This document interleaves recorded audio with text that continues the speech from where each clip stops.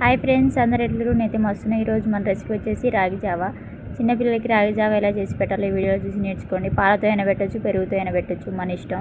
ఎట్లా చేసినా కూడా పిల్లగాళ్ళు తింటారు. పాలతో పెట్టిన బలమే వస్తుంది, పెరుగుతో పెట్టిన బలమే వస్తుంది.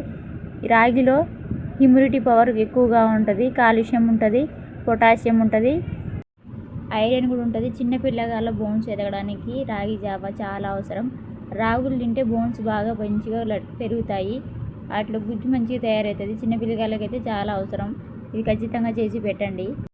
ఒక కప్పు తీసుకోండి, 3 స్పూన్స్ రాగి పిండి వేసుకోండి. నా స్పూను చిన్నది స్పూను, అందుకనే 3 స్పూన్స్ వేసుకున్నాం. మీ స్పూన్ పెద్దదైతే 2 స్పూన్స్ వేసుకోండి చాలు.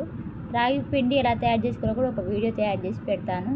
అంత ప్రాసెస్ అంతా చేస్తాను అందులో. చూడండి ఎలా మొలకెత్తించాలి, ఎలా నానబెట్టుకోవాలి, ఎన్ని గంటలు నానబెట్టుకోవాలి, ఎన్ని గంటల మొలకలు వస్తాయి, ఎన్ని రోజుల మొలకలు వస్తాయి అనేది కూడా చేసి చూపెడతాను. చూసి మీరు ఫాలో అవ్వండి. ఆ టిప్స్ మీరు కూడా చేసి మీ పిల్లగాళ్ళకి పెట్టండి. అదే కప్పుతో 2 కప్పులు వాటర్ పోసి స్టవ్ వెలిగించుకొని స్టవ్ మీద గిన్నె పెట్టండి. గిన్నె పెట్టి ఎసరు వచ్చేలాగా కాగబెట్టుకోండి. మీరు నా ఛానల్ని కొత్తగా చూసినట్టయితే సబ్స్క్రైబ్ చేసుకోండి, లైక్ చేయండి, షేర్ చేయండి, గంట సింబల్ కూడా నొక్కండి. నా వీడియోస్ ఇంకా మరిన్ని వస్తాయి.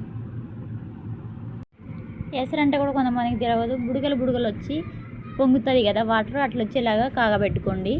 అట్లా వచ్చిన తర్వాత మనం కలుపుకి పెట్టుకున్న రాగి పిండి అందులో పోసుకొని బాగా కలపండి. బాగా కలుపుతూనే ఉండండి, లేకపోతే అడుగు అంటుకుంటుంది, మాడిపోతుంది. మన రాగి జావ అందులో పోసిన కంచి ఉక్కు కలుపుతూనే ఉండాలి. కలిపితే తొందరగా అవుతుంది, అడుగు అంటుకోకుండా ఉంటుంది. మీరు కలుపుతూనే ఉండండి. మనం జావలో పాలు పెరుగు కలపకోకుండా ఉత్తి జావ కూడా మనం పెట్టవచ్చు. కాకపోతే ఉత్తి జావ వాళ్ళు తింటారో తినరో తెలియదు కాబట్టి కొంతమంది పిల్లలు అయితే తినరు కొంచెం, ఎందుకంటే రాగులు కొంచెం చేదులాగా అనిపిస్తాయి. అందుకోసం అందులో మనం పాలన్నా పెరుగన్నా యాడ్ చేసినాం అనుకో టేస్టీగా ఉంటుంది. పిల్లలు కూడా ఇష్టపడతారు. వాళ్ళు తినడమే కదా మనకు కావాల్సింది.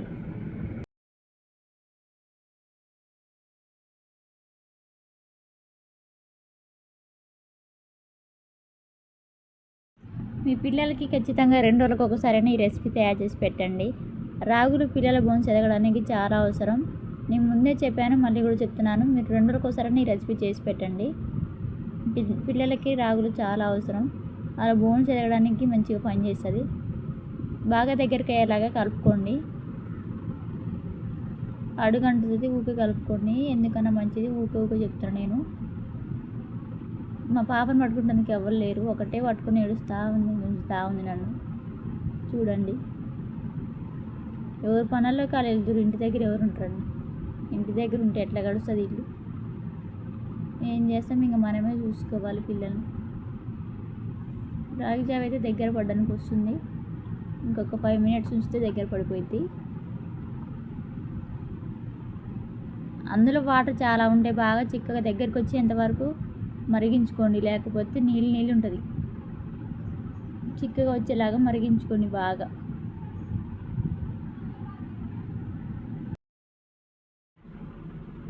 ఆల్మోస్ట్ ఉడికిపెట్టి ఇంకొక 2 నిమిషాలు బాగా ఉడికించుకోండి. బాగా దగ్గర పడేలాగా మంచిగా ఉడికించుకోండి. సాల్ట్ వేసుకోండి. 1 ఇయర్ లోపు పిల్లలకైతే సాల్ట్ వేసుకోండి. 1 ఇయర్ దాటిన పిల్లలకైతే సాల్ట్ వేసుకోకండి. లేదు మా పాపకు టేస్ట్గా ఉండాలి, మా పాప రుచిగా తింటుంది అనేవాళ్ళు వేసుకోండి, మీ ఇష్టం. బలవంతమే లేదు. కానీ ఉడికిపోయింది. స్టవ్ అయితే ఆఫ్ చేసుకోండి. స్టవ్ ఆఫ్ చేసుకొని అది చల్లారించుకోండి. చల్లారేలోపు కొంచెం పెరుగు తీసుకొని మెత్తగా మిక్స్ చేసుకోండి, మెత్తగా కలపండి. పాలు కూడా పోసుకోవచ్చు, మీ ఇష్టం.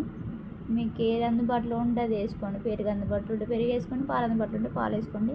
నాకు పెరుగు అందుబాటులో ఉంది. పెరుగు మంచిగా మిక్స్ చేసుకొని పెరుగులో రాగి జావని వేసి బాగా కలపండి. ఆ పెరుగు రాగి జావ బాగా మిక్స్ అయ్యేలాగా మంచిగా కలపండి. ఆ 2 కలిసేలాగా కలిపి మీ పాప బాబు ఉంటే తినిపియండి. ఖచ్చితంగా నేను చెప్తున్నా, గిన్నెలో కొంచెం కూడా వదిలిపెట్టకుండా తింటారు, నాది గ్యారంటీ. ఖచ్చితంగా ఈ రెసిపీ ట్రై చేసి చూడండి. లైక్ చేయండి, షేర్ చేయండి, సబ్స్క్రైబ్ చేసుకోండి. Thank you watching for you.